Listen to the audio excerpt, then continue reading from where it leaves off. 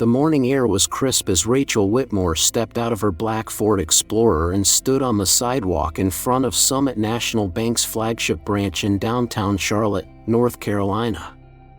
Dressed in navy blue slacks, a simple cardigan, and a pair of comfortable flats she had picked up at a local department store, Rachel looked like any middle-class professional woman just trying to take care of her banking needs. Her usual tailored suits, silk scarves, and diamond-studded timepieces were deliberately left behind. Even her trademark tortoiseshell glasses had been replaced by contact lenses. Today, no one would recognize her as the CEO of Whitmore Capital Group, the private equity firm that had quietly acquired Summit National Bank just 3 weeks earlier. At 47, Rachel was a self-made powerhouse. The daughter of a public school librarian and a Vietnam veteran who worked maintenance at the city hospital, she had clawed her way from scholarship-funded college classes to earning her MBA while working nights and raising her son after her husband passed away in a tragic accident. Her success wasn't handed to her, it was earned, hour by hour, sacrifice by sacrifice. That morning, however, she wasn't stepping into the bank as an executive. She was entering as a customer, not with a boardroom's authority, but with a clipboard's vulnerability. Rachel's decision to go undercover wasn't made lightly. It was sparked by a story long buried in family memory, one that resurfaced during a dinner conversation with her teenage son, Marcus. Her grandmother, Evelyn Carter, had once applied for a small mortgage loan from this very bank in the late 1960s. Despite having good credit and a solid income from years of work as a nurse, Evelyn had been denied. No explanation, just a thin envelope and a closed door. That denial had cost her the dream of homeownership and the financial stability it might have created for future generations. Now, decades later, the very same institution had come under Rachel's control. But instead of marching in with executive authority and demanding changes, she wanted to understand the reality on the ground. "You can't fix what you don't fully understand," she had told her team, who were uneasy about her plan. Bias doesn't always show up in reports. It shows up in conversations, in body language, in the little ways people are treated or ignored. And so, with her leather purse tucked neatly at her side and documents bearing the name Rachel Carter, her grandmother's maiden name, Rachel walked through the revolving glass doors, determined to see firsthand how the bank treated someone who looked like her, dressed like her, and, in the eyes of the world, didn't appear to matter. What she found inside would change everything. Long before Rachel Whitmore owned banks, signed multimillion-dollar acquisition deals, or graced the pages of Fortune magazine, her family stood on the other side of a teller window, waiting, hoping, and ultimately being denied. It was 1968. The country was in turmoil, cities shaken by civil rights protests, Martin Luther King Jr.'s voice still echoing across America, and legislation slowly catching up to long-ignored injustices. Yet for Evelyn Carter, Rachel's grandmother, none of that changed what happened at Summit National Bank's flagship branch on East Trade Street in Charlotte. Evelyn was a practical woman. A licensed nurse who worked at the city hospital for over 20 years, she had excellent credit, a modest savings account, and a spotless financial history. She wasn't looking for charity, just a $14,000 loan to buy a small 2-bedroom brick house in a growing black neighborhood just 5 miles from downtown. She'd even picked out curtains for the front windows and had dreams of planting rose bushes along the white picket fence. But when she sat down with the loan officer, a middle-aged white man named Mr. Dobbins with slicked-back hair and a thin smile, her dream quickly unraveled. He looked at her paperwork for less than 5 minutes. "Unfortunately, Mrs. Carter, our underwriters have flagged this property's location as high risk. We're not lending in that area at this time." No explanation beyond that. No reference to her steady employment or financial stability. The truth was unspoken, but crystal clear. She was being denied because of the color of her skin and the zip code she lived in, a quiet form of redlining that plagued black families across America for decades. Evelyn left that bank without the loan, without the house, and without recourse. The Fair Housing Act had just been signed, but enforcement was still inconsistent. So she rented for the rest of her life. Paying $125 a month for a home she would never own, she missed out on the equity, the tax breaks, and the generational wealth that homeownership offered so many white families of the era. Rachel heard that story growing up, not in bitter tones, but in quiet moments, often while helping her grandmother prepare Sunday dinners or fold freshly dried laundry. It wasn't just a family anecdote, it was a wound that never quite healed. That history was why Rachel's decision to go undercover wasn't about revenge, it was about justice. She wasn't just walking into Summit Bank to see how they'd treat a black woman in 2024. She was walking in with generations behind her. Her grandmother's rejection wasn't just a painful memory, it was a moment that had altered the trajectory of an entire family. Now, Rachel was in a position to uncover the truth, not for vengeance, but for restoration. And she intended to make every second of her visit count. By the time Rachel Whitmore walked through the heavy glass doors of Summit National Bank for the third time, she knew exactly what she would find, and yet, it still managed to sting. Her first visit was on a quiet Tuesday morning. The branch, housed in a grand building with marble floors and brass railings, looked more like a courthouse than a place meant to welcome the public. Rachel, dressed modestly and carrying documents under the name Rachel Carter, waited patiently in line. She observed a white man in business casual being ushered into a private office almost immediately. An elderly white couple was met with smiles and offered retirement advice before they even asked. When Rachel approached the teller, a young man named Aiden, his smile faltered. She explained she was new to the area and wanted to open both checking and savings accounts, possibly with investment services later. Instead of being referred to a personal banker, she was handed a brochure and told she could apply online or use the ATM. "It's faster that way," he said with a tight smile, eyes darting to the service desk. Her second visit came the next day. This time, Rachel brought more than enough paperwork, driver's license, utility bills, tax returns, all neatly organized in a leather folder. She told the receptionist she had an appointment, a small bluff, but it granted her access to a manager. Preston Reed, the customer service supervisor, approached her with polite condescension.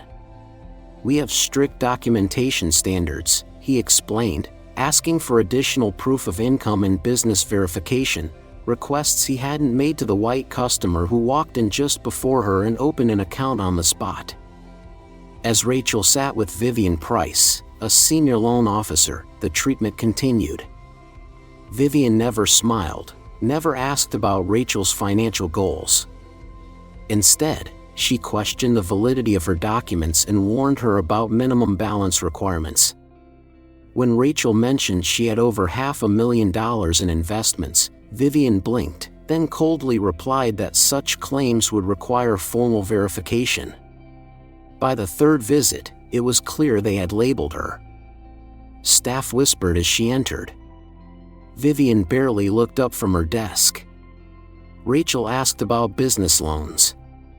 Instead of setting up a consultation, Vivian handed her a generic pamphlet and told her to leave her materials for review at a later time.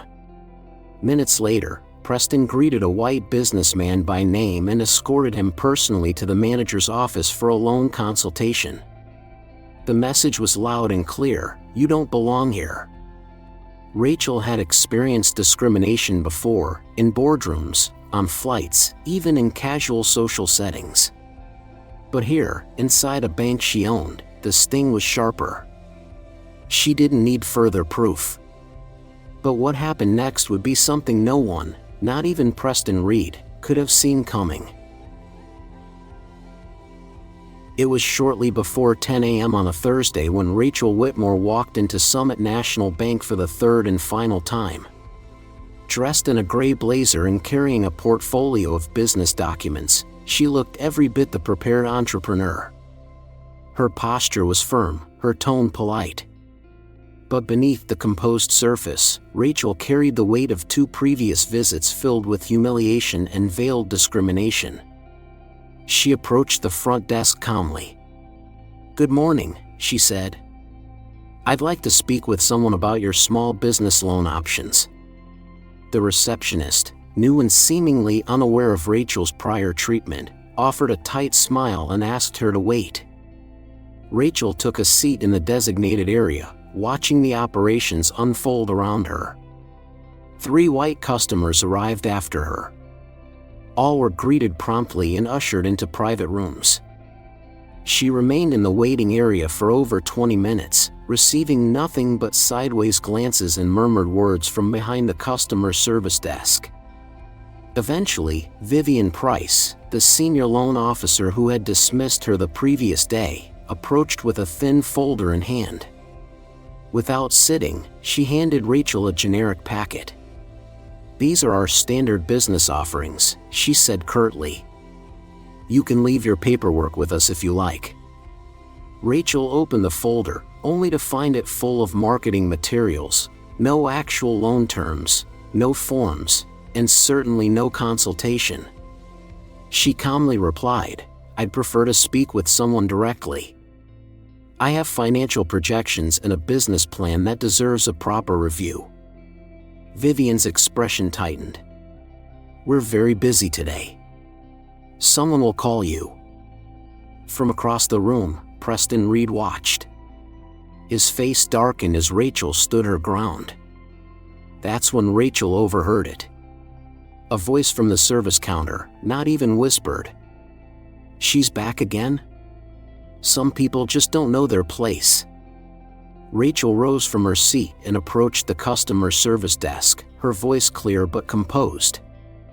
"Excuse me. I couldn't help overhearing a remark that concerns me. I'd like to understand which of your policies justify treating customers differently based on race." The entire lobby fell silent. Eyes turned. Phones were quietly raised. Preston's face flushed crimson.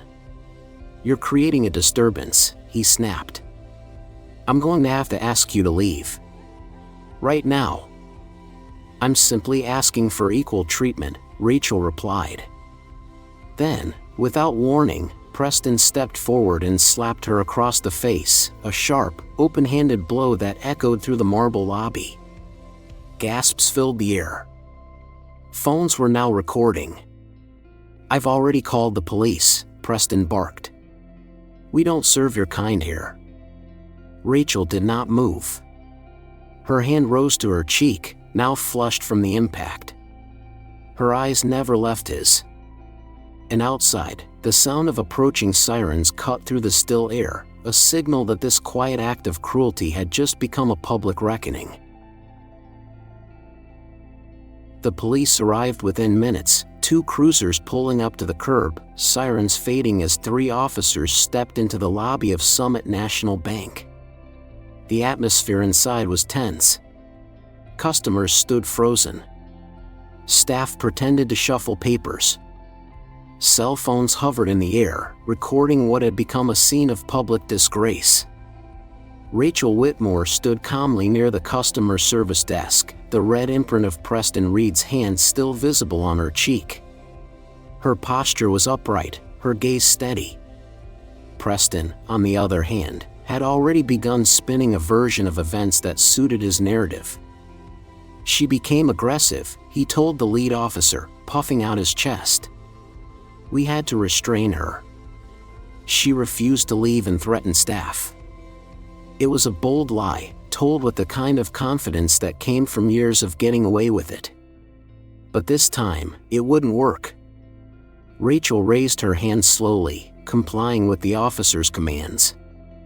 "Before you detain me," she said clearly, "I respectfully ask that you review the security footage and hear from witnesses.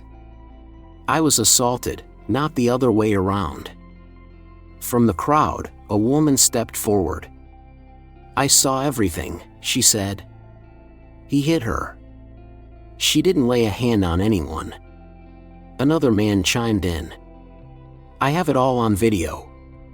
You need to see this." The officers exchanged glances. The situation was unraveling, but not in the way Preston expected. His voice cracked slightly. "We need authorization to access bank footage," he insisted. "I can authorize it," came a voice from the back.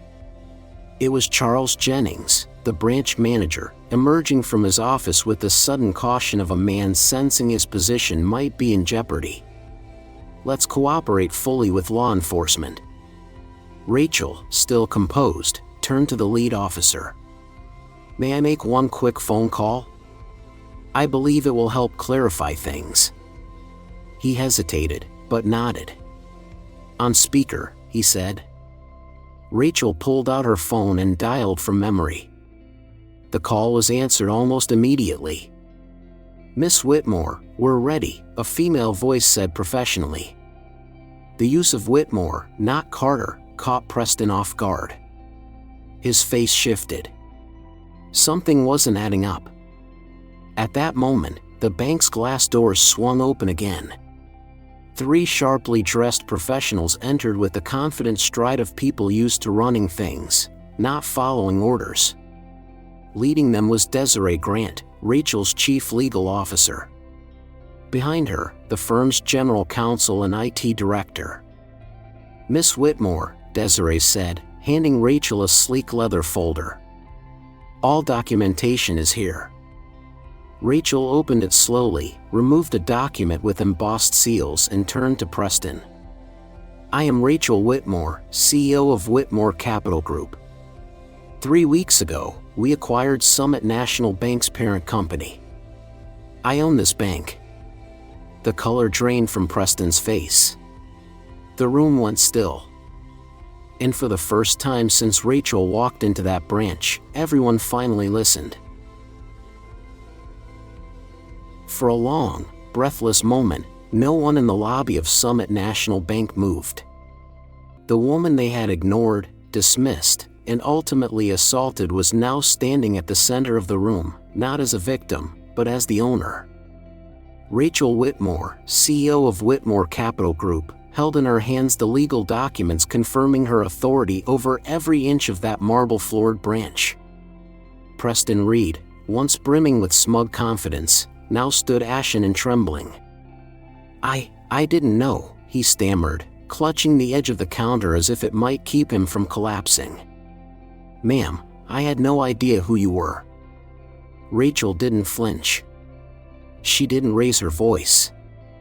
She didn't have to. "This isn't about who I am," she said calmly, her voice carrying across the lobby. "It's about how you treat people when you think they're nobody." The legal team moved quickly. Desiree Grant, Rachel's chief legal officer, handed a signed order to the attending officer. "This confirms Mr. Reed's immediate termination from Summit National Bank," she said. "We'll also be forwarding evidence of the assault for your department's records." The officer, who had once considered cuffing Rachel, now gave her a respectful nod. "Do you wish to press criminal charges, ma'am?" Rachel looked directly at Preston. His eyes were filled with panic. "No," she said, after a pause. "Firing him is enough. This isn't about punishing one man, it's about fixing a system." Still, Preston's consequences were real and irreversible. Security, the same guards who had nearly detained Rachel just minutes earlier, now escorted him to the back office to collect his things. The walk of shame that followed was silent but heavy. Customers who had watched the earlier confrontation now stepped aside as Preston passed, his eyes downcast, a cardboard box of personal items in his arms. Next came Vivian Price, the loan officer who had coldly stonewalled Rachel and applied double standards in evaluating her documentation. Evidence had already been gathered, inconsistencies in her paperwork processing, discrepancies in service wait times based on customer appearance, and testimony from other clients. She was let go that afternoon, quietly, but firmly. But perhaps the most dramatic fall was that of Charles Jennings, the branch manager who had enabled it all.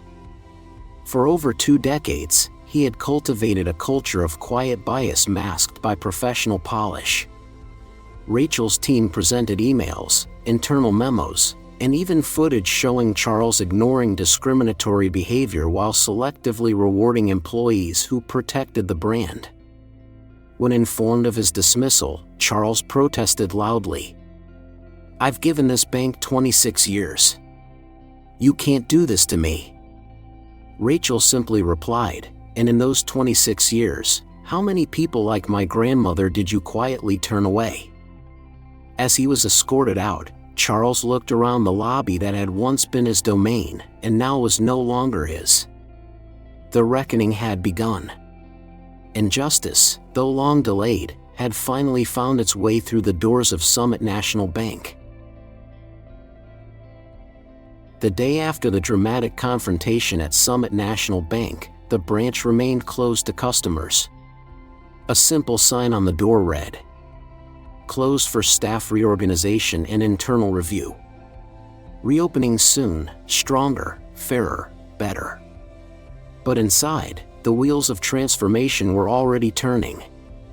Rachel Whitmore stood at the front of the same marble-floored lobby where, just 24 hours earlier, she'd been slapped, humiliated, and nearly arrested. Now, dressed in a sleek navy suit with her signature glasses back in place, she faced the remaining staff, some confused, some defensive, but many quietly hopeful. For the first time in years, change wasn't just being talked about. It was happening. "We're not here to destroy," Rachel began. "We're here to rebuild, with integrity." She announced a comprehensive third-party audit of all customer service practices, lending decisions, and account management protocols, going back 5 years. No one would be exempt from review. Every policy, every decision-making flowchart, and every training manual would be examined for implicit bias, unequal treatment, and outdated practices. Rachel's team also launched a new set of service standards. No more vague criteria for deciding who was worth seeing a personal banker. All clients, whether depositing $500 or $500,000, would be treated with equal respect and access to services. Documentation requirements were simplified, standardized, and published publicly to eliminate the extra hurdles often used to discourage minority customers. Most impactful of all, Summit's long-standing client tier system, which quietly ranked customers based on income, zip code, and perceived background, was dismantled. In its place, Rachel introduced a values-based model focused on long-term relationships, community impact, and transparency. "We're a bank," she reminded them, "but we serve people, not profiles." Internally, hiring policies were overhauled. A new diversity and ethics committee was formed, made up of employees from every department, tasked with reviewing not only hiring decisions but also promotion pathways. It would no longer be acceptable for leadership to reflect only one demographic. Rachel emphasized lived experience, community knowledge, and ethical decision-making as equally important qualifications for advancement. Employees were required to undergo mandatory training in financial equity, anti-discrimination history, and unconscious bias. Those who had once turned a blind eye were now asked to open their eyes fully, or leave the institution altogether. Rachel also opened a direct customer feedback line, encouraging clients, especially those who had previously been marginalized, to share their experiences. Every comment would be reviewed by her executive team, and recurring issues would result in immediate follow-up. By the end of the week, Summit National Bank wasn't just operating under new leadership, it was operating under a new soul. And though Rachel knew she couldn't undo decades of harm in a day, she also knew this: real change doesn't start in a press release. It starts in conversations, policies, and everyday decisions. This wasn't just about one branch. It was about setting a new standard for the entire banking industry. 6 months after the day everything changed at Summit National Bank, the branch on East Trade Street looked the same from the outside, the same brick facade, the same polished glass windows. But for anyone who stepped inside, it was clear nothing was the same anymore. Gone were the cold marble counters that created a wall between bankers and customers. In their place stood open consultation areas, warm lighting, and digital displays featuring not stock prices, but stories, real stories, of local residents who had secured their first home loan, opened a business account, or finally been treated with dignity after years of financial exclusion. Rachel Whitmore stood near the entrance that morning, greeting staff and clients with a quiet smile. It had become her tradition to visit unannounced every few weeks, not to inspect, but to connect. An older black couple approached the teller window and were greeted by name. A young Hispanic mother was seated with a personal banker discussing college savings plans for her daughter. Nearby, a retired veteran, a man who had once been turned away at a different branch, now received guidance on opening a small business account using his VA benefits. These scenes were no accident. They were the results of systemic, intentional change.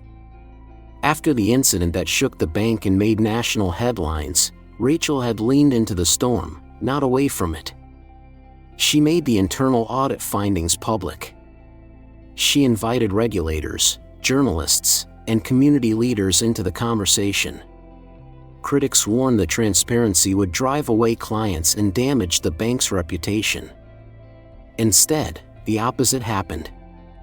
In the first quarter after the changes, Summit saw a 34% increase in new account applications, with a sharp rise among minority clients and small business owners. Several major corporate partners, impressed by Rachel's commitment to equity, moved their funds into the bank, citing social responsibility as a factor in their decision. Other financial institutions took notice. Quietly at first, then more openly, banks across the country began to reassess their own practices. Some reached out to Rachel directly, asking for guidance. She responded not with arrogance, but with action, launching an industry-wide initiative for fair banking standards, backed by both data and lived experience. Inside Summit, employees also changed. Some who had once feared accountability now embraced it. New hires brought fresh energy, diverse backgrounds, and a shared sense of mission. Staff meetings opened with community stories, not just performance metrics. Promotion decisions now factored in ethical conduct and customer feedback, not just bottom-line numbers. Rachel understood that the road ahead was still long. But as she stood in the lobby that once tried to push her out, she knew this truth: change doesn't come all at once. It arrives like a wave, steady, persistent, and unstoppable, when people finally stop looking away and start standing up. And sometimes, all it takes is one person who refuses to be dismissed. This story isn't just about a bank, it's about dignity, courage, and the power of quiet strength. At its core, it reminds us that how we treat people when we think no one is watching says more about us than any title or uniform. Rachel Whitmore didn't demand respect because of her status. She earned it by standing firm in the face of injustice, even when it would have been easier to walk away. For those of us in our later years, we've seen both progress and setbacks. But this story teaches that change is still possible, at any age, and in any system, when we act with purpose and principle. It's also a call to reflect: have we ever dismissed someone based on appearances? Have we stood silently when someone else was mistreated? The lesson is clear: real leadership isn't loud, it's just. And sometimes, the greatest change comes from choosing not to fight with fists or fury, but with truth, grace, and unwavering resolve.